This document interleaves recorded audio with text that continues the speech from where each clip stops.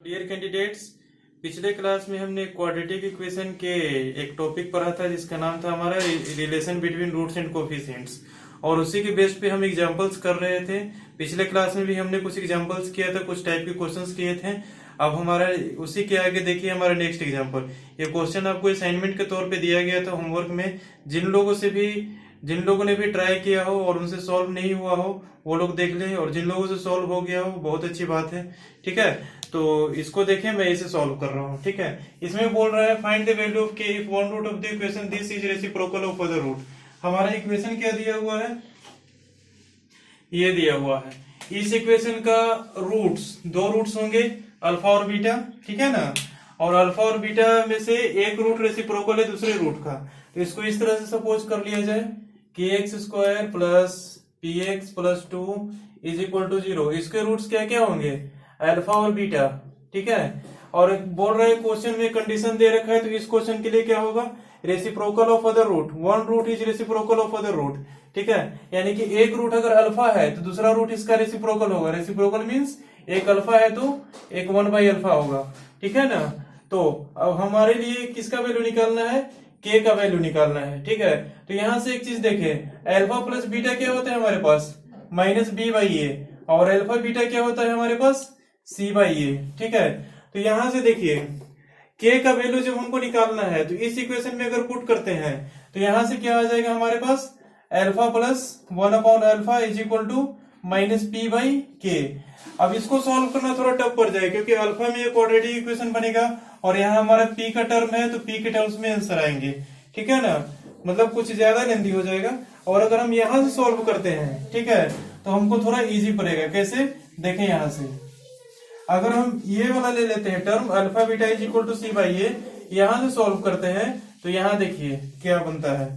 यहाँ हो जाएगा अल्फा और बीटा की जगह पर क्या लिखेंगे, 1/अल्फा is equal to C by A. C क्या है हमारा, ये है हमारे पास प्लस 2 सी, और ए हमारा 2 ए के है। ठीक है ना, यानी कि सी क्या है प्लस 2 और ए क्या है के, तो सी बाई ए लिख देते हैं प्लस 2/के।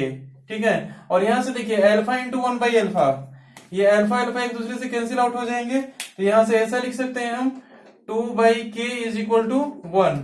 तो यहां से डायरेक्ट आ गया क्या, k इज इक्वल टू 2। ठीक है, हमारा डायरेक्ट k का वैल्यू आ गया, k is equal to 2 answer.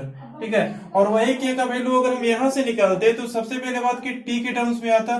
ठीक है, और p के टर्म्स में आने के बाद भी, ठीक है, हमारा k का वैल्यू आता और ये क्वाड्रेटिक बनता और दो वैल्यू जाते और हमें कंफ्यूजन एराइज होता, बहुत ज्यादा लेंथी हो जाता है यहाँ से।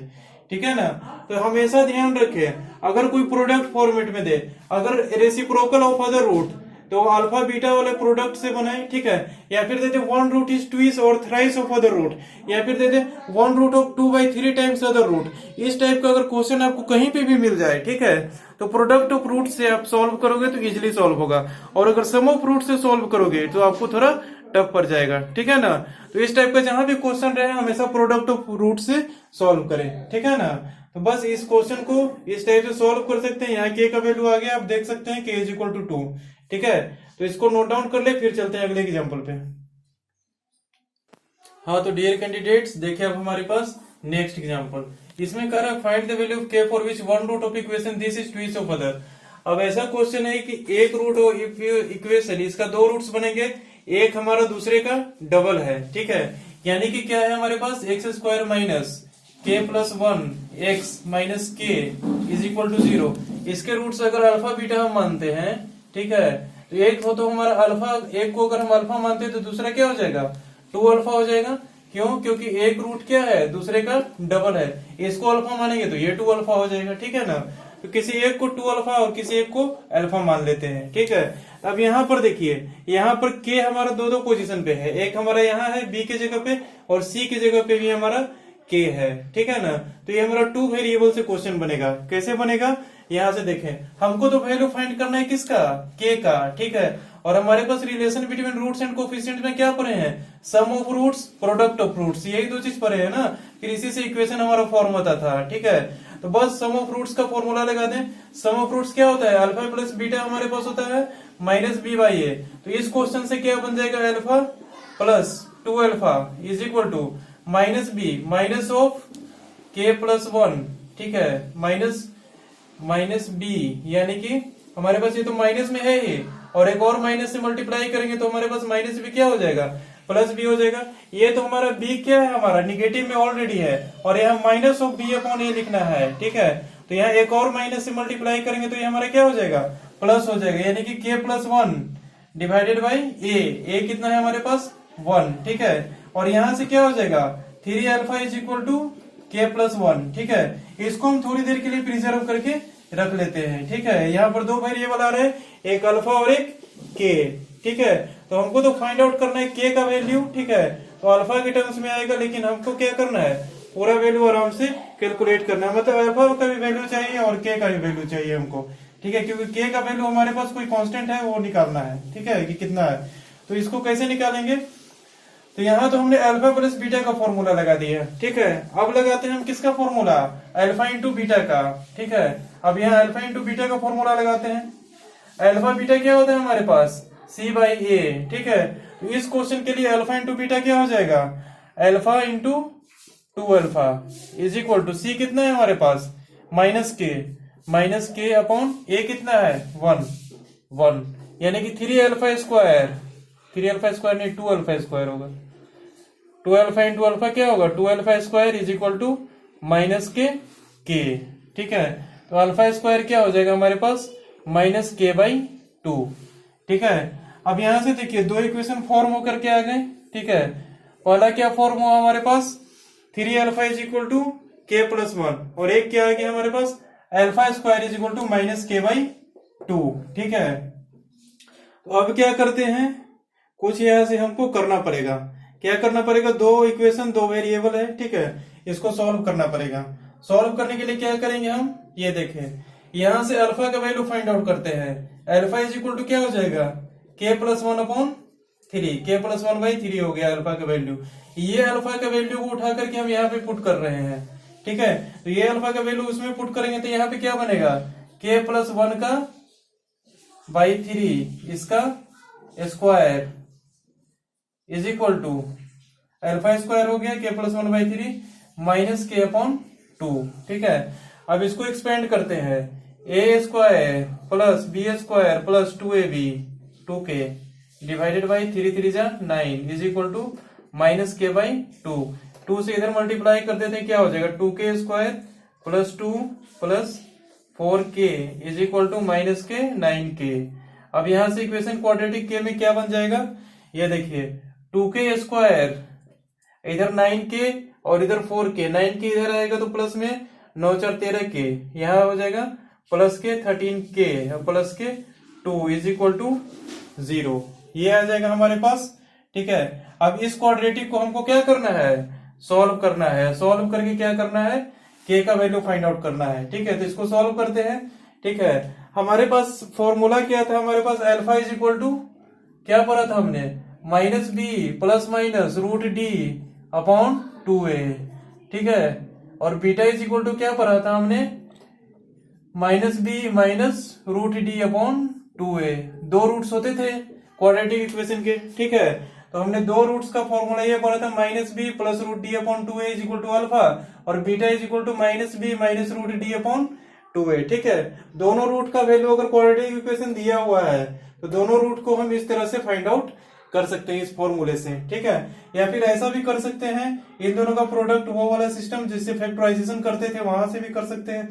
तो वहां से करेंगे तो हमारे पास वैसा कुछ नहीं बनेगा, क्योंकि c की जगह पे हमारे पास क्या आ रहा है 4 आ रहा है, 2 इंटू 2 मल्टीप्लाई करेंगे तो यहाँ 4 आ जाएगा, और 4 को इस टाइप से हम नहीं तोड़ पाएंगे कि जोड़ने या घटाने पर 13 आ जाता है, ठीक है।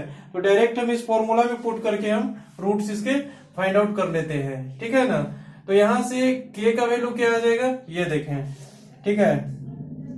तो यहाँ तो k हमारे पास ये होगा माइनस बी, यानी कि माइनस के 13 प्लस अंडर रूट डी क्या होता है हमारे पास बी स्क्वायर माइनस 4ac, यानी कि 196, 13 13 जा 169 होता है, 196 नहीं 169, 13 13 जा 169, बी स्क्वायर माइनस 4 इंटू ए इंटू सी, यानी कि 4 इंटू 2 इंटू 2, 4 इंटू 2 8 इंटू 2 16, यानी कि यहाँ हो जाएगा 16 अपॉन 2a, यानी कि 2 into 2 that is equal to 4।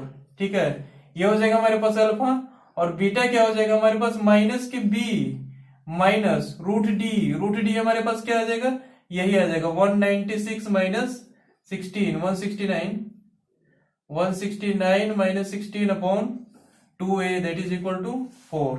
ठीक है, यानी कि k का ये दोनों वैल्यू आ जाएगा। ठीक है, या तो k ये होगा या तो k ये होगा। ठीक है, तो इसको आप ऐसे भी छोड़ सकते हो या फिर इसको सब्ट्रैक्ट करके वैल्यू फाइंड आउट कर सकते हो। जैसे 196 में से 16 सब्ट्रैक्ट करोगे क्या आएगा, 180। इसका भी स्क्वायर रूट नहीं हमको पता है। ठीक है, तो आप इसी फॉर्मेट पे छोड़ सकते हो आंसर यहाँ पे। ठीक है, और अगर एग्जाम में कोई ऑप्शन देगा तो इसको और आगे सिंप्लीफाई कर सकते हो। आप इसको बिल्कुल इजीली सिंप्लीफाई कर सकते हो। इतना तो 8 क्लास में ही आप लोग पढ़े होंगे इसको कैसे सिंप्लीफाई करते हैं। तो यहाँ से k का 2 वैल्यू आ गया। ठीक है, k is equal to this और k is equal to this. k is equal to इसके लिए भी हमारे पास क्या होगा, वन रूट हमारा ट्विस ऑफ अदर होगा। k इज इक्वल टू ये भी डालेंगे तो one root is twice of other, यानी कि दोनों ही k का वैल्यू हमारे पास क्या है, सेटिस्फाई करेंगे। इसमें पॉजिटिव हो नेगेटिव हो कोई फर्क नहीं पड़ता है। क्यों, क्योंकि एक भी आंसर डिस्कार्ड नहीं होगा। k के जगह पे अगर ये भी पुट करोगे, ठीक है, तो हम देखेंगे, ठीक है, बाद में सॉल्व करके अगर इसके रूट से अगर हम फाइंड आउट करते हैं, ठीक है ना, तो हमारे पास one root is twice of other आ जाएगा। ठीक है, और अगर k का वैल्यू ये भी रखते हैं, ठीक है, तो इसके लिए भी हमारे पास one root is twice of other आ ही जाएगा। ठीक है, आप चाहो तो रख करके देख लेना घर पे। ठीक है, और अगर कोई दिक्कत हो तो हमें कमेंट बॉक्स में लिखो या फिर मैसेज कर सकते हो। ठीक है ना, तो k का 2 वैल्यू यहां से निकल करके आ गए। तो कहीं कहीं पर ऐसा होगा कि आपको सम ऑफ रूट्स और प्रोडक्ट ऑफ रूट्स दोनों का जरूरत पड़ेगा। आप अकॉर्डिंग टू क्वेश्चन देख लो कि कैसे सॉल्व करें। ठीक है ना, अब अल्फा का वैल्यू यहाँ से फाइंड आउट कर देंगे तो k प्लस 1 ये अल्फा के टर्म्स में ये आ जाएगा। ठीक है, और यहाँ पे अगर दोनों से हम सॉल्व करके लाए, ठीक है, तो ये हमारे पास पूरा का पूरा क्या आ गया, कांस्टेंट टर्म आ गया। k हमारे पास क्या था, कोई कांस्टेंट टर्म ही तो था। ठीक है ना, बस यही काम करना था इसमें। ठीक है, तो कहीं कहीं पे सम ऑफ रूट्स और प्रोडक्ट ऑफ रूट्स दोनों का जरूरत हमको पड़ जाती है। ठीक है ना, तो इस एग्जाम्पल में आपने यही सीखा। ठीक है, फिर आगे चलते हैं नेक्स्ट एग्जाम्पल पे। हाँ, तो डियर कैंडिडेट्स चलते हैं अब नेक्स्ट टॉपिक पे। जो नेक्स्ट टॉपिक है हमारा नेचर ऑफ रूट्स। अभी हमने relation between roots and coefficients पढ़ा था, alpha plus beta, alpha into beta, और उनसे क्वाड्रेटिक इक्वेशन फॉर्म करना और उनका वैल्यू एक दूसरे के रिलेटिव टर्म्स में फाइंड आउट करना। ठीक है ना, अब इसके बाद हम पढ़ते हैं नेचर ऑफ रूट्स। रूट्स के क्या क्या नेचर हो सकते हैं, क्या क्या कंडीशन पे, उनके बारे में हम स्टडी करेंगे। ठीक है, तो रूट्स का नेचर हमारा डिपेंड करता है डिस्क्रिमिनांट पे। ठीक है, पूरी तरह से डिस्क्रिमिनेंट पे डिपेंड करेगा कि डी हमारा कैसा है, उसी के अकॉर्डिंग हमारे पास उस क्वाड्रेटिक इक्वेशन का रूट्स आते हैं। ठीक है, तो उस डी के क्या क्या कंडीशन हो सकते हैं, उनके अकॉर्डिंग क्या क्या रूट्स हमारे पास आ सकते हैं, उसके बारे में हम यहाँ स्टडी करेंगे। ठीक है, तो देखिए हेडिंग लगाइए nature of roots. Nature of roots में हम पढ़ेंगे पहला डी इज ग्रेटर देन 0, दूसरा है D is not equal to 0। देखिए सबसे पहला क्या है हमारे पास, इसको नोट डाउन कर लीजिएगा। ठीक है, वीडियो को पॉज करके नोट डाउन कर लीजिएगा आप लोग। ठीक है, मैं इसको एक्सप्लेन कर रहा हूं।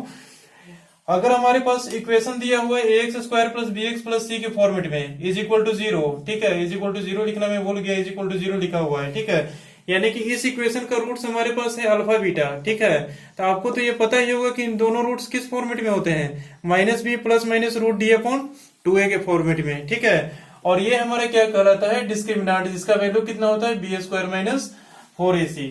ठीक है ना, तो देखिए ये जो हमारा डिस्क्रिमिनांट है, ठीक है, इसी का अलग अलग हमारे पास नेचर है और उसके अकॉर्डिंग रूट्स भी हमारे पास अलग अलग टाइप के फॉर्म होकर के आते हैं। जैसे देखिए हमने एक बॉक्स में लिखा है रियल रूट्स।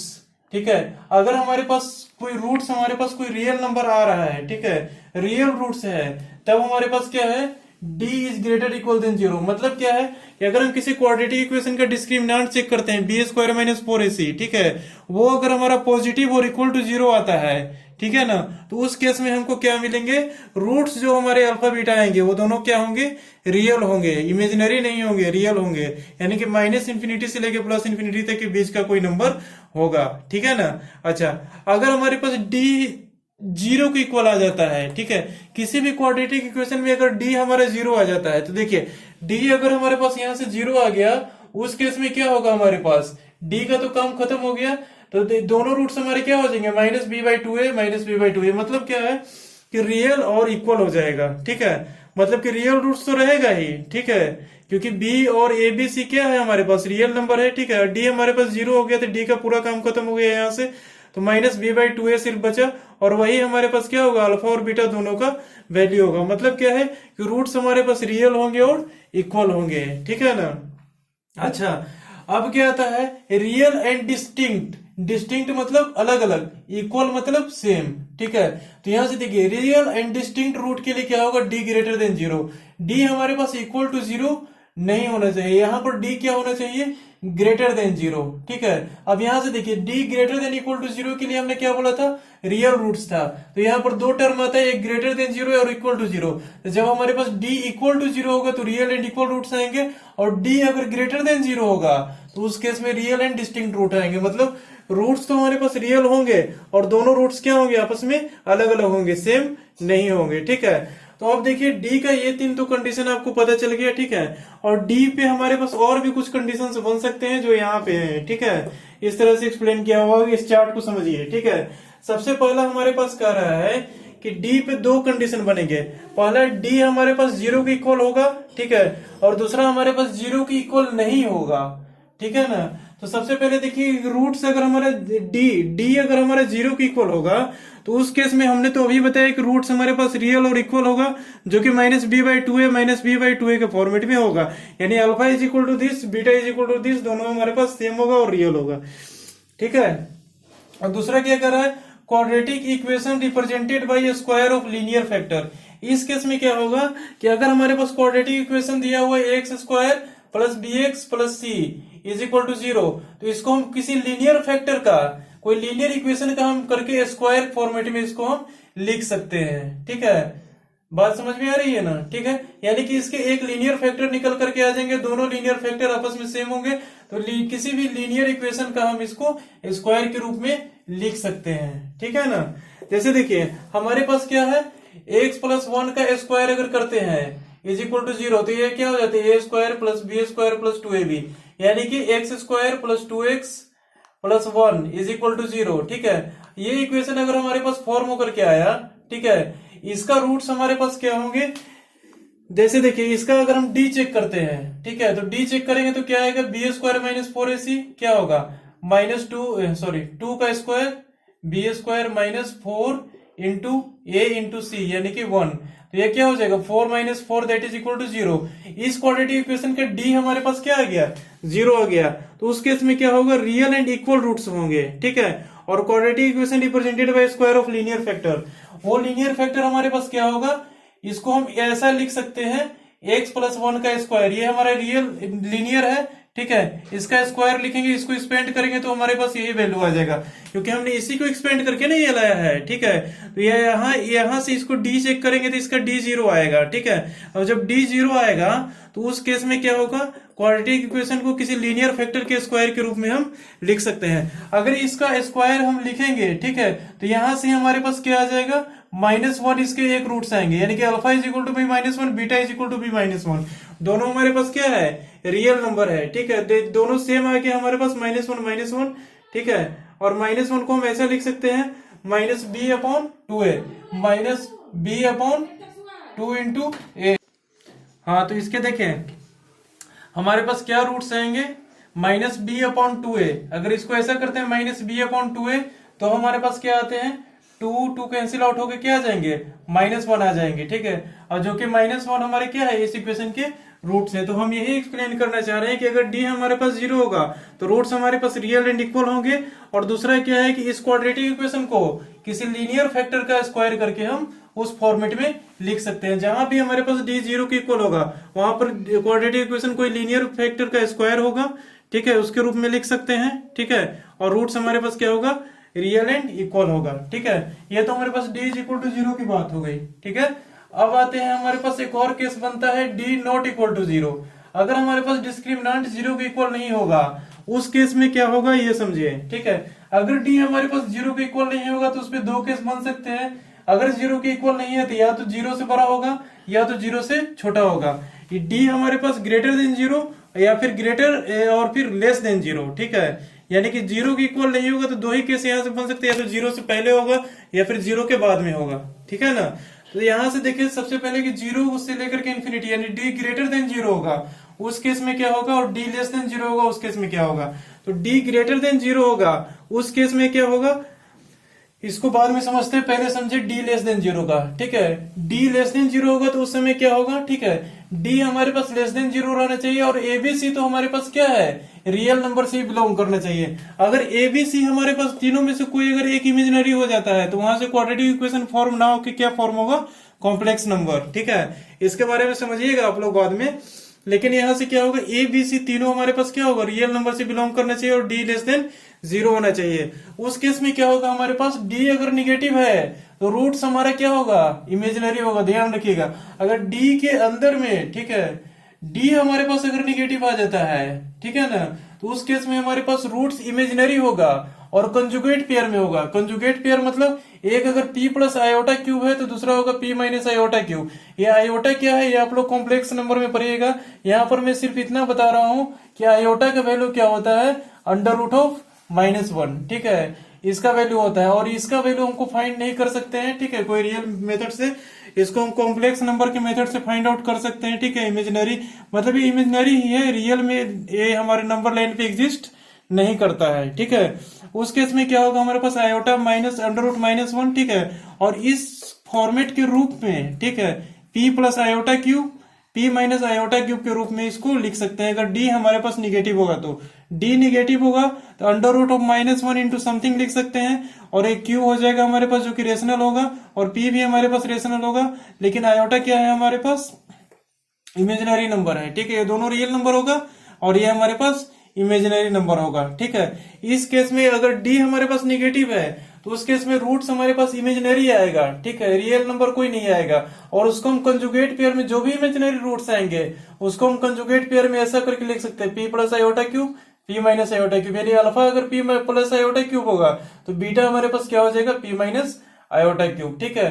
तो ये तो डी निगेटिव की बात हो गई, ठीक है। और डी ग्रेटर देन जीरो पर भी हमारे पास क्या बनते हैं, दो केस बनते हैं। यहां से देखिए d ग्रेटर देन जीरो पे हमारे पास क्या क्या केस बनते हैं, ये देखिए, if d greater than zero and abc belongs to r then roots are real and distinct, ठीक है। अगर abc तीनों हमारे पास रियल नंबर से तो बिलोंग करेगा ही करेगा क्योंकि क्वाड्रेटिक इक्वेशन है, ठीक है। जहां भी क्वाड्रेटिक इक्वेशन रहेगा वहां पे abc तीनों हमारे पास क्या होंगे, रियल होंगे, इमेजिनरी हो ही नहीं सकते किसी भी कंडीशन में, ठीक है ना। तो abc हमारे पास रियल होंगे, तो उस केस में d ग्रेटर देन जीरो और एबीसी तीनों रियल होंगे। देख लीजिएगा, d चेक कर लीजिएगा कि d अगर हमारा ग्रेटर देन जीरो है तो उस केस में हमारे पास रूट्स रियल एंड डिस्टिंक्ट आएंगे, इतना तो मतलब कि तय है, ठीक है। क्यों, क्योंकि रूट्स जो भी हमारे निकल के आएंगे, ठीक है, उसको हम नंबर लाइन पे प्लॉट कर सकते हैं, वो रियल नंबर होगा, ठीक है। और दोनों अलग अलग रूट्स आएंगे। अगर डी हमारे ग्रेटर देन जीरो होगा तो दोनों इक्वल रूट्स तभी आएंगे जब हमारे पास डी इक्वल टू जीरो होगा। अगर डी ग्रेटर देन जीरो होगा तो दोनों अलग अलग रूट्स आएंगे और क्या होंगे, रियल रूट्स आएंगे। और जहां भी इमेजिनरी रूट्स आएंगे वहां डी निगेटिव होगा, ध्यान रखिएगा इस चीज का, ठीक है। तो डी ग्रेटर देन जीरो पर ये केस बनते हैं, ठीक है, रूट्स रियल एंड डिस्टिंक्ट हो जाएंगे। और यहां से भी हमारे पास दो केस और अराइज होते हैं, ठीक है। पहला क्या कि ए बी सी हमारे पास रेशनल नंबर होगा और D perfect square of rational, ठीक है। डी अगर हमारे पास perfect square of rational number होगा, यहाँ तो D is equal to zero था, ठीक है। कहीं कहीं पर डी ऐसा आएगा ग्रेटर देन जीरो में, जैसे कि हमारे पास रूट अंदर डी, ठीक है, डी हमारे पास कहीं कहीं पे 4 आ गया, ठीक है, और कहीं कहीं पे हमारे पास डी इज इक्वल टू 6 आ गया, ठीक है। तो d इज इक्वल टू जब 4 आ गया, इस केस में हमारे पास क्या होगा, d perfect square of real number, ठीक है, यानी कि 2 का हमारे पास परफेक्ट स्क्वायर है, 2 हमारे पास कोई रियल नंबर है जिसका परफेक्ट स्क्वायर हमारा 4 आ रहा है, और d हमारे पास 4 आ रहा है, यानी कि d क्या है, किसी रियल नंबर का परफेक्ट स्क्वायर है, ठीक है।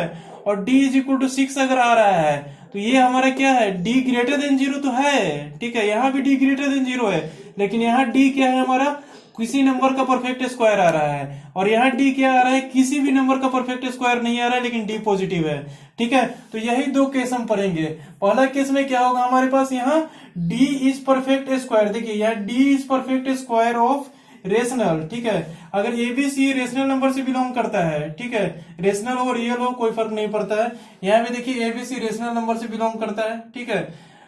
तो ऐसा नहीं है कि सिर्फ रेशनल नंबर के लिए बात हो रही है, रियल नंबर है, और रियल नंबर हमेशा रेशनल होते हैं, इरेशनल कभी नहीं होते हैं, ठीक है। इरेशनल होंगे, ठीक है, लेकिन इरेशनल का हम नहीं पढ़ रहे यहाँ पे, ठीक है। रियल नंबर के अंदर में तो इरेशनल भी आएंगे, लेकिन इरेशनल हमारा एबीसी तीनों में से कोई नहीं हो सकता, ये तीनों रेशनल नंबर होगा, रियल नंबर होगा और रेशनल नंबर होगा। तो जब रेशनल नंबर होगा तो उस केस में क्या होगा, D is perfect square of rational number. दो केस बनते हैं, पहला कि डी हमारा परफेक्ट स्क्वायर होगा, और दूसरा केस क्या बनता है, D is not perfect square of rational, ठीक है। डी हमारे पास परफेक्ट स्क्वायर नहीं होगा किसी भी रेशनल का, ठीक है। हमने डी इज इक्वल टू 4 और 6 लेके बताया। इस केस का एग्जांपल है डी इज इक्वल टू 4, और इस केस का एग्जांपल है हमारे पास डी इज इक्वल टू 6। ये हमारा पॉजिटिव तो है लेकिन परफेक्ट स्क्वायर नहीं है, ये हमारे पास पॉजिटिव है लेकिन और परफेक्ट स्क्वायर दोनों है, ठीक है ना। तो इस केस में क्या होगा, हमारे पास अगर ए 1 के इक्वल है, ठीक है, एंड बी सी इंटीजर के इक्वल है, देखिए यहाँ डी परफेक्ट स्क्वायर भी होना चाहिए।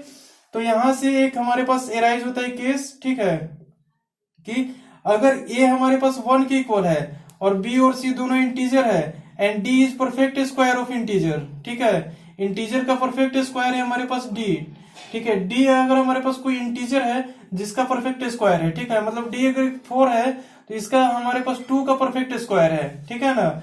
मतलब क्या है कि डी अगर परफेक्ट स्क्वायर ऑफ कोई इंटीजर का होगा परफेक्ट स्क्वायर, ठीक है, और ए हमारे पास 1 के इक्वल होगा और बी और सी दोनों हमारे पास इंटीजर होगा, देन रूट्स आर इंटीजर, ठीक है। तो रूट्स भी हमारे पास क्या होंगे, इंटीजर होंगे। देखिएगा यहाँ पे हमने क्या बोला, D perfect square of integer, ठीक है। यहां से चेक कर लीजिएगा कि डी किसी इंटीजर का परफेक्ट स्क्वायर हो रहा है क्या। अगर इंटीजर का परफेक्ट स्क्वायर हो रहा है उस केस में एक और चीज चेक कर ले, ए हमारे पास 1 के इक्वल होना चाहिए और बी सी दोनों इंटीजर होना चाहिए। ऐसे केस में क्या होगा, हमारे पास रूट्स हमारे क्या होंगे, इंटीजर होंगे। जैसे एक एग्जांपल लेते हैं, x square minus 5x plus 6 is equal to 0, ये भी हमारे पास कोई क्वाड्रेटिक इक्वेशन है, ठीक है। यहाँ पे हमको क्या कर रहे हैं, D is perfect square of rational. सबसे पहले डी चेक कर लेते हैं कितना आता है, बी स्क्वायर माइनस 4ac कितना आ रहा है, 25 minus 24 that is equal to 1। 1 हमारे पास क्या है, परफेक्ट स्क्वायर है, किसका, 1 का, ठीक है। तो 1 हमारे पास क्या है, परफेक्ट स्क्वायर है 1 का, तो हमारे पास क्या है, D perfect square of rational number है, किसी रेशनल नंबर का परफेक्ट स्क्वायर है। देन रूट्स भी हमारे पास क्या होंगे, इसके रेशनल होंगे। इतना तो तय है यहाँ से। अब यहाँ के आगे वाला पॉइंट पर ये, if a is equal to 1, ठीक है, अगर ए हमारे पास 1 के इक्वल है, ठीक है, तो ये यहाँ पर देखिए 1 के इक्वल आ रहा है, यस, यहाँ ए इज इक्वल टू 1 के इक्वल है। दूसरा करें, बी सी दोनों हमारे पास इंटीजर होना चाहिए। बी हमारे पास -5, ये भी क्या है हमारे पास, इंटीजर है। 6 हमारे पास क्या है, ये भी हमारे पास इंटीजर है, यानी बी और सी दोनों क्या है, हमारे पास इंटीजर है। तो इस केस में हमारे पास क्या होगा, D is perfect square of integer, ठीक है। डी हमारे पास क्या होगा, perfect square of integer, integer का परफेक्ट स्क्वायर है। और उसके बाद अगर इतना चीज चेक करनी है, उसके बाद हमारे पास क्या कर रहा है, तब हमारे पास रूट्स क्या होंगे, इंटीजर होंगे। रूट्स भी हमारे पास इंटीजर होंगे। चेक कर लीजिए, माइनस बी कितना होगा, 5 प्लस माइनस रूट डी 1/2, ठीक है। ये क्या हो जाएगा, 5 प्लस 1/2, ठीक है। अब 5 माइनस 1/2, ठीक है। 5 प्लस 1/2 क्या हो जाएगा, एक रूट से आ जाएगा, तो एक रूट हमारे पास क्या हो जाएगा, 6/2 दैट इज इक्वल टू 3। दूसरा रूट क्या हो जाएगा, 5 minus 1 4/2 that is equal to 2। ये दोनों रूट्स हमारे पास क्या आ गए, अल्फा और बीटा दोनों हमारे पास क्या आएंगे, बिलोंग्स टू इंटीजर, ठीक है। यही कह रहा है कि डी अगर परफेक्ट स्क्वायर होगा और A is equal to 1, B C belongs to integer, ठीक है, then D is perfect square of integer होगा, और उसके बाद रूट्स हमारे क्या होंगे, इंटीजर होंगे, यानी कि इस केस में रूट्स हमारे इंटीजर ही होंगे, ठीक है ना। और यहाँ पे देखिए ये दोनों अलग अलग हैं, ठीक है। अगर D perfect square of rational, किसी भी रेशनल का परफेक्ट स्क्वायर है डी, ठीक है, तो रूट्स हमारे पास क्या होंगे, रेशनल होंगे। और दूसरा कह रहा है कि अगर ए 1 होगा, बी सी दोनों इंटीजर होगा, D perfect square of integer होगा उस केस में। अगर ये दोनों चेक कर ली, A1 है B, C दोनों इंटीजर है, तो D हमारे पास किसी भी नंबर का परफेक्ट स्क्वायर होगा ही होगा, जिस किसी भी इंटीजर का। और देन इंटीग्रल रूट्स हमको यहाँ से मिलेंगे। ठीक है, जब हम क्वेश्चन करेंगे तो ये क्या कह रहा है आपको स्टेटमेंट क्लियर हो जाएगा। ठीक है, यहाँ से देख लें, समझ लें। ठीक है, मैंने इस एग्जाम्पल से आपको बता दिया, शायद क्लियर हो गया होगा। ठीक है, अब हम चलते हैं उस पे जब हमारे पास डी परफेक्ट स्क्वायर नहीं है। ठीक है, इस केस में क्या होता है देखें, डी अगर हमारे पास परफेक्ट स्क्वायर नहीं है किसी भी इंटीजर का, ठीक है ना, और ए बी सी तीनों हमारे पास क्या है, रेशनल नंबर से बिलोंग करते हो। ठीक है, ए बी सी तीनों हमारे पास रेशनल हो। ठीक है, रियल तो होना ही चाहिए, रियल के अंदर में भी एक होता है रेशनल और इरेशनल। यहाँ पर हम बात करें उस केस की जब ए बी सी क्या हो, तीनों रेशनल हो। ठीक है, और ए बी सी अगर हमारे पास रेशनल नंबर है, D is not perfect square of rational. ठीक है, याद रखिए दो कंडीशन यहाँ पे दे रखा है चेक करने के लिए। पहला चेक करना है कि ए बी सी हमारे पास रेशनल है कि नहीं है। ठीक है, और दूसरा चेक करने के लिए कह रहे हैं डी हमारे पास परफेक्ट स्क्वायर है कि नहीं है। अगर डी हमारे पास परफेक्ट स्क्वायर नहीं है और ए बी सी तीनों रेशनल है, तब आगे प्रोसीड करना है किस पे, रूट्स पे। तो and roots are irrational, roots हमारे पास क्या होंगे, इरेशनल होंगे। और किस फॉर्म में होंगे, p plus root integer, p minus root integer, ऐसा करके कंजुगेट पेयर में फॉर्म होंगे, जैसे इमेजिनरी में होते थे ना form, p plus iota cube, p minus iota cube, यहाँ हमने बताया था। ठीक है, उसी प्रकार यहाँ पे भी इस तरह से फॉर्म होंगे, लेकिन यहाँ पे क्या होगा, इंटीजर के रूट्स आएंगे। ठीक है, जैसे देखिए इंटीग्रल रूट्स कैसे आएंगे, p plus under root of integer, यानी कोई इंटीजर का स्क्वायर रूट में आएगा। ठीक है, और p माइनस कोई भी इंटीजर का स्क्वायर रूट में आएगा। अगर d हमारे पास परफेक्ट स्क्वायर नहीं है तो इस फॉर्मेट में आएगा। जैसे देखिए ऐसा आ जाएगा 2 प्लस रूट 5, 2 माइनस रूट 5, ऐसा आ जाएगा 2 प्लस रूट 3, 2 माइनस रूट 3, ऐसा आ जाएगा 5 प्लस रूट 8, 5 माइनस रूट 8। इस टाइप से हमारे पास कंजुगेट पेयर में फॉर्म होकर के आएंगे। अगर हमारे पास A B C rational number से बिलोंग कर रहा हो और डी हमारे पास परफेक्ट स्क्वायर ऑफ रेशनल नहीं हो, तब इस फॉर्मेट में हमारे पास रूट्स आएंगे। ठीक है, इतने सारे कंडीशन को आपको माइंड में रख के नेचर ऑफ रूट्स का क्वेश्चन को करना है। ठीक है, तो ये सब माइंड में कैसे रहेगा, इसका भी मैं एक तरीका बताता हूँ। आप क्वेश्चन जब भी सॉल्व करोगे, ठीक है ना, इसको ऐसे 2-3 बार देखोगे तो आपको आइडिया लग जाएगा कि क्या कहा जा रहा है। ठीक है, और डी से आप लोगों को चेक करने के लिए इसलिए बता रहा हूँ, अभी तो आप लोगों को इजी लग रहा होगा, लेकिन अगर आपके पास कॉम्प्लिकेटेड क्वेश्चन आएगा तो आपको कंडीशन के बेस पे ही प्रोसीड करना पड़ेगा, क्योंकि वहां पे रूट्स फाइंड करना आपके लिए इम्पॉसिबल होगा। और इस टाइप के मैं एग्जांपल्स भी आपके करवाऊंगा किस तरह से इस कंडीशन को यूज किया जाता है।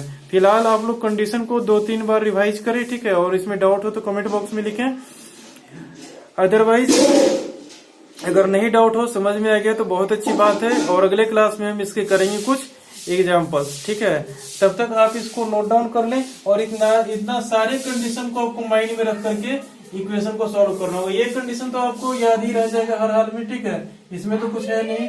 ठीक है ना, लेकिन ये जो चार्ट बनाए हैं हमने, ठीक है, ऊपर से नीचे तक, ठीक है, अभी मैं इरेज कर देता हूँ। ठीक है, जो हम एक्स्ट्रा पॉइंट हमने लिखे हैं, ठीक है, इन सबको मैं इरेज कर देता हूँ। ठीक है, और मैं वीडियो को पूरी तरह से इस पे फोकस करता हूं। तब तक आप लोग क्या करें, इन सारे को नोट डाउन कर लें।